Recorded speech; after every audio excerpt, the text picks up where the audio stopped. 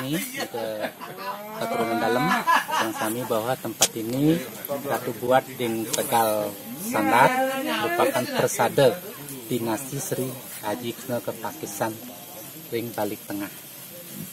Mugi-mugi sentana eling kembali ke tempat asal mula langit kita yang ada di balik tengah, itu di desa Samplangan. Ya, Pelingih yang Ratu bangun terdiri dari tiga Trilingganan Dewata.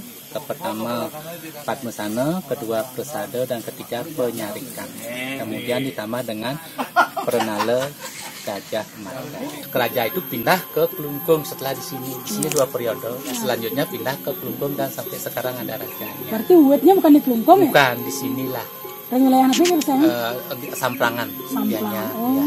Kembali kalau kita ceritakan datang beliau dari Majapahit, kemudian lanjut kemudian turun di pelabuhan Tangkum, desa Lebih. Di sana beliau turun pakai jukung, kemudian menaikkan jukung naik ke sungai Sangsang. Di sana turun tadi di dalam tinggi tadi pertama turun sungai itu sana dulu sungai Sangsang. Sangsang.